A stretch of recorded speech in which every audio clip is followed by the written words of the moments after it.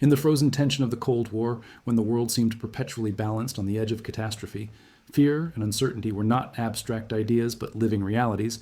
One wrong move, one miscalculation, and the balance between two superpowers could collapse into nuclear devastation. It was in this world of secrets and suspicion that the demand for a new kind of weapon emerged, not one designed to kill, but one designed to see.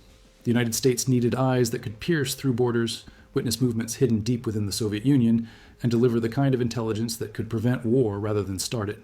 Yet the skies themselves had become hostile, filled with radar arrays and missile systems that made every reconnaissance flight a gamble with death.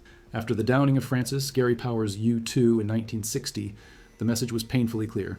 The old tools of espionage were now obsolete. Something entirely new would be required, something so fast and so high that no missile or interceptor on Earth could touch it.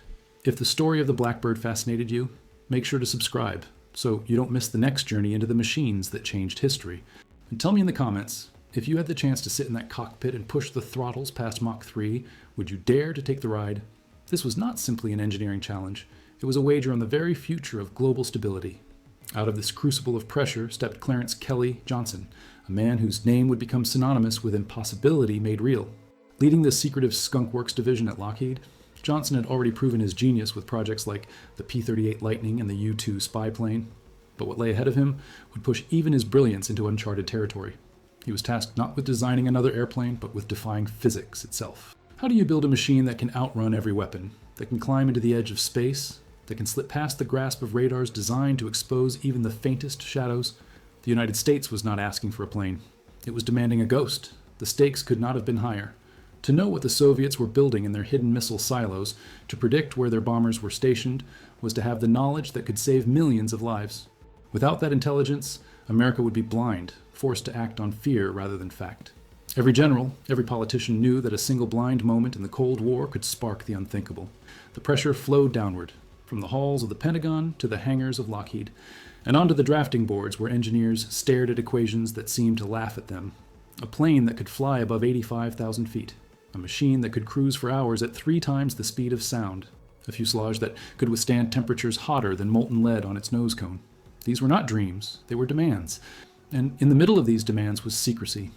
Everything about the project had to be invisible, concealed even from much of the American government itself. The Soviets could not know what was being born in the shadows of the Nevada desert. The name SR-71 Blackbird would one day evoke awe, but in the early 1960s, it existed only as an enigma behind locked doors. A whispered possibility carried on the shoulders of a handful of men who believed that the impossible might, just might, be achieved. The atmosphere at Skunk Works was not one of ordinary labor. It was closer to a war council in a time of crisis. Teams worked in isolation, compartmentalized, each group holding only a fragment of the larger truth. In the rare moments when Kelly Johnson spoke to them, his words carried the weight of inevitability. He told them this aircraft was not optional. It was survival. Imagine the fear in the early briefings. Engineers confronted not only the sheer scale of the challenge, but also the brutal reality that any failure could doom the entire country to vulnerability. They knew the Soviets had already developed missiles that could climb higher and move faster than anything previously imagined. They knew the window of opportunity was closing. They knew that if they hesitated, the world might wake up one morning to find its balance shattered by nuclear fire. The Blackbird would be their answer, their shield in the form of speed. But before it could protect, it had to exist. And every day it remained just lines on paper was another day of risk. The urgency drove innovation. Materials never before used in aircraft construction were suddenly considered essential. Design choices that seemed outrageous became necessities.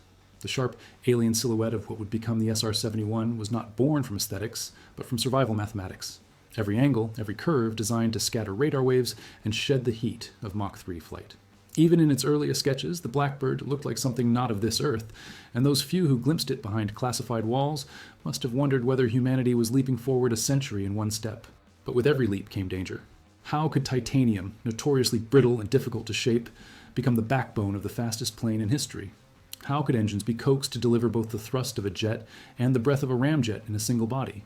How could pilots even survive the conditions of near-space flight, where the air was so thin that oxygen masks were not enough and specialized pressure suits had to be devised? These were not rhetorical questions. They were obstacles standing like walls between the dream of the Blackbird and the reality of flight. Each wall had to be broken. Each solution carried within it the risk of catastrophic failure. And yet, perhaps, it was that very risk that fueled the obsession. Every day, the Skunk Works engineers showed up, knowing that they were building not only an aircraft, but also a promise that America would not be caught blind again. Every day, they pushed further, tested more radical ideas, and endured the crushing secrecy that prevented them from even telling their families what they were creating. To them, the Blackbird was not just a machine, it was the embodiment of a race against time, a lifeline woven in steel and fire.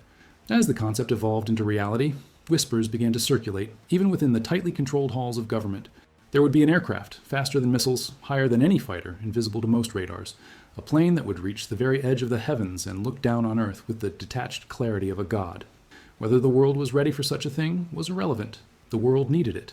And so, the SR-71 Blackbird began to take shape in darkness, molded by hands that trembled under the enormity of their task, driven by a singular fear, that without it, the next war would not be won in the skies but ended in fire. And this was only the beginning. Because the story of the Blackbird was not only about why it had to exist, it was about how it was built, what secrets were buried in its skin, and how men managed to tame a machine that defied every rule they had ever known. The birth of the Blackbird was dramatic, but its engineering would be nothing short of revolutionary. That story was still waiting to unfold. From the moment the SR-71 began to take form, it became clear that this was not just another airplane, but a machine that would demand an entirely new way of thinking about engineering. The requirements set before the Skunk Works team seemed impossible. An aircraft that could sustain flight at more than 3 times the speed of sound, climb to altitudes beyond 85,000 feet, and survive the kind of heat and stress that would tear conventional aircraft apart in seconds. Every decision, every bolt, every panel had to be reimagined, because nothing in the aviation world could prepare them for what this machine would endure. At Mach 3, air friction itself became a fiery adversary, raising surface temperatures to levels hotter than molten lead. Ordinary aluminum, the backbone of aviation since World War II, would simply disintegrate. The only answer was titanium, a metal strong enough to withstand the inferno, yet light enough to give the plane a chance to fly. But titanium was notoriously difficult to work with, prone to warping and cracking when stressed, and most of the world's reserves were controlled by the Soviet Union, the very enemy the Blackbird was designed to spy on. It was a cruel irony that the United States had to quietly acquire the raw materials for its most secret weapon through front companies that purchased Soviet titanium and delivered it straight into the heart of Lockheed's project. Shaping titanium into the body of the Blackbird was another nightmare. Standard tools dulled or broke under its hardness, welding often left weak spots, and even the smallest imperfection could cause catastrophic failure when the aircraft accelerated beyond Mach 3. Engineers discovered that paint and sealants burned away almost instantly at such temperatures, so they invented new chemical compounds that could cling to the metal in the heat of re-entry-like conditions. The now famous black paint that gave the aircraft its nickname was not simply for style. It contained special iron ferrets that helped radiate heat away from the skin, allowing the Blackbird to shed some of the incredible temperatures it endured. The black finish also contributed slightly to reducing its radar signature, a small but valuable step towards stealth long before stealth was a recognized concept. Every line of the SR-71's body was drawn with heat in mind, with sharp Chinese along the fuselage that not only stabilized the aircraft but also acted like heat sinks. Those Chinese, so striking in photographs, gave the Blackbird its menacing look but were born out of necessity, not aesthetics. The entire machine was a delicate balance between the fury of physics and the fragility of human design. Inside that black, needle-like fuselage lay another marvel, the engines. The Pratt & Whitney J58 was unlike anything the aviation world had seen. At takeoff and subsonic speeds, it behaved like a conventional turbojet, compressing air and mixing it with fuel to produce thrust. But as the SR-71 accelerated past Mach 2, the engine's behavior began to shift. Special bypass systems redirected enormous volumes of air around the turbojet core and into the afterburner, transforming the engine into something closer to a ramjet. In this hybrid state, the J58 could handle the crushing airflow at Mach 3 and beyond, burning fuel at a rate so staggering that plumes of flame stretched for yards behind the aircraft. To the casual observer on the ground, the Blackbird seemed like a thunderbolt ripping the sky apart, but to the men inside, it was a carefully choreographed ballet of machinery that could fail at any second. One miscalculation in the delicate balance of air and fuel, and the result could be an unstart, a violent disruption where shock waves collapsed inside the intake, producing explosions that slammed the plane sideways and threatened to tear it apart. Pilots described unstarts as like being hit by a freight train in midair, a brutal reminder that the SR-71 was not a docile aircraft, but a beast that had to be tamed every single flight. Even the fuel that fed those monstrous engines was a story of its own. Ordinary jet fuel was useless at Mach 3. The heat would cause it to vaporize or ignite before it reached the combustion chamber. Engineers had to invent an entirely new fuel, JP7, with a flash point so high it could be poured over an open flame without catching fire. It was so stable, in fact, that the engines could not ignite it without the help of a chemical initiator called triethylborane, or TEB. TEB was pyrophoric, meaning it exploded on contact with air, and each time a pilot lit the engines or reignited them during flight, a green flash could be seen erupting from the exhaust, a telltale sign that TB had done its job. The Blackbird carried only a small supply of this volatile chemical, enough for just a handful of engine starts, and pilots treated each use with reverence. The very fuel lines themselves were designed not just to feed the engines, but to act as part of the cooling system. JP-7 was pumped through critical areas of the aircraft to absorb heat before it reached the engines, a system so elegant that the plane used its own fuel as both coolant and propellant. But the complexity did not end there. The SR-71 leaked fuel constantly on the ground, puddling JP-7 beneath it in shimmering pools. This was not a flaw, but an intentional design. The aircraft's skin panels fit loosely when cold, leaving gaps too wide to seal. Only when the plane reached its cruising speed did the skin expand under heat and lock tightly into place, sealing the leaks.